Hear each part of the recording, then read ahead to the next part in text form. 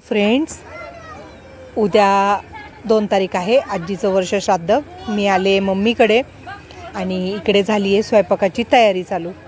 तर गुलाबजाम आणि बर्फी ठेवली आहे ना, तर हे आयटम सकाळी करून चालणार नाही. गुलाबजाम मुरायला लागतात पाकामध्ये, बर्फी पण सेट व्हायला लागते, बेसन बर्फी. त्यामुळे त्यांनी आदल्या दिवशी बेसन बर्फी, गुलाबजाम आणि शेव ही आत्ता करून घेतात ते साधारण 4 वाजता. आणि उद्या मग स्वयंपाक, वरण भात, छोले पुरी वगैरे ते जे आहे ना ते उद्या करणार आहेत ते.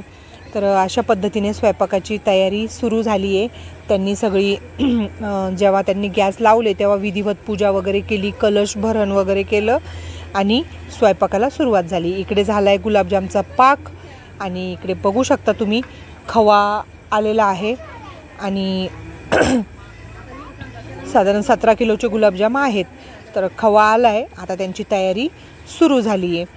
तर अशा पद्धतीने कार्यक्रमाची सुरुवात झाली आणि ते बोलले की हे जे 3 आयटम आहे ना, बर्फी आणि गुलाबजाम आणि शेव, हे आदल्या दिवशी म्हणजे आज करून घेऊया साधारण 4 वाजता.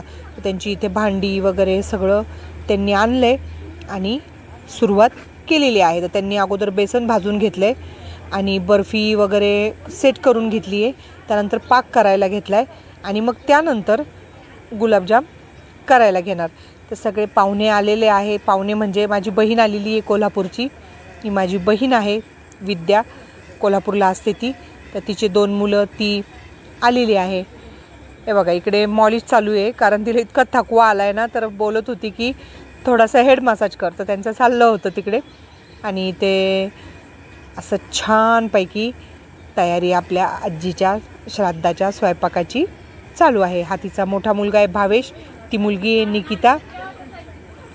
आणि अशा पद्धतीने सगळी तयारी हळूहळू सुरू झाली आहे. तर मला पण लवकर बोलवलं होतं, पण माझं थोडंसं ना काय झालं आहे, डायजेशन म्हणजे माझं पोटाला थोडीशी आतड्याला सूज आहे वरनं अशी, त्यामुळे माझं पोट दुखतं आहे 2 दिवसापासून. तर मी तर मम्मी मला बोलली तू काय धावपळ करू नको, ये तू रिलॅक्स. मग साधारण 1 वाजता मी आले घरी. वरण भात बनवला मिस्टरांना, ते कारण त्यांना रविवार होता ना, त्यांना यायला पॉसिबल नाही, इकडे संडेचं गिऱ्हाईक असतं. मग घरी वरण भात आणि शेंगदाण्याची चटणी बनवली आणि मी आणि दीदी आले. तर हे जे आहे ना, हे मारवाडी आचार्य आहेत, जोशी म्हणून ब्राह्मण आहे, मारवाडी ब्राह्मण ते. तर या पद्धतीने इथे शेव तयार झाली आहे आणि स्वयंपाकामध्ये ते खूप हुशार आहेत. शेव क्वालिटी टेस्ट केली, चव 1 नंबर झाली आहे. बर्फीसुद्धा सुंदर बर्फी केली आहे त्यांनी खवा वगैरे टाकून. इकडे आता सुरू झाले ते गुलाबजाम. तर त्यांची तळण्याची पद्धत बघू शकता तुम्ही, जास्त अजिबात हलवत नाही किंवा असं हे नाही की गुलाबजाम फुटू नये म्हणून. अशी छान पद्धतीने गुलाबजामची तयारी सुरू आहे. आणि कुठेतरी मनामध्ये वाईट पण वाटतं की ह्या सगळं जो कार्यक्रम चालू आहे आजीसाठी आणि आजी त्यामध्ये नाही. तर मम्मी सकाळपासून रडती आहे. तिला आम्ही समजावून सांगतो रडू नको, काय आता 1 वर्ष झालं, पण वाईट वाटतं आजीचं. खूप आठवण येते आजीची.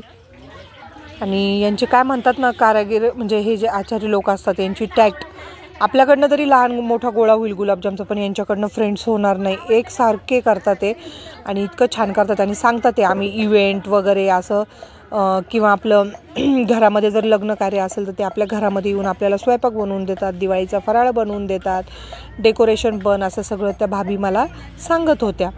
आणि तुम्ही बघू शकता त्यांची पद्धत कशी आहे, खवा आणि मैदा एकत्र करण्याची. अशा पद्धतीने त्यांची इथे गुलाबजाम चालू आहेत. आता आम्हाला पण जेवायला बसायचं आहे. 2:30-3 वाजायला आले ते. तर मग मम्मीनी पिठलं बनवलं होतं घरामध्ये. मी घरातनं वरण जास्त करून आणलं होतं आणि चला म्हणे जेवायला बसायचं. तर मग नितीन दुपारी 1:30 वाजला, तर मग ते बोलले कस्टमर नाही आहे, मी येतो चक्कर मारायला. मग ते पण आले. मग आम्ही सगळे बसलो जेवायला, बहिणीचे मुलं वगैरे. तर पिठलं, भाकरी, ठेचा, कारण तिला आवडतो तो बहिणीला. तर ती बोलती ते सारखं मला नको गोड वगैरे काही, तर तिला पिठलं भाकरी आणि मेथीची, मम्मीने मेथीची रस्सा भाजी बनवली होती, चपात्या, भाकरी, ठेचा, पिठलं आणि शेव असे सगळेजण आम्ही जेवायला बसलो. नितीन पण जेवतात ते. आणि जेवण झाल्यानंतर मग बघितलं तर त्यांचे बरेचसे गुलाबजाम होत आले होते आणि साधारण अर्धा तासामध्ये आवरेल म्हणे आता सगळं. चांगल्या पद्धतीने गुलाबजाम त्यांनी केले, अगदी छान. आता मस्त सकाळीपर्यंत ते मुरतील. आता आम्हाला आता रात्री छोले आहेत ते पाण्यात टाकायचे भिजायला. ते भिजले की सकाळी त्यांना मग ते साधारण 7:30 पावणे 8ला स्वयंपाक चालू करतील, कारण 11पासून आपल्याला जेवणं चालू करायचे आहेत ना. तर कशी चालली आहे तयारी?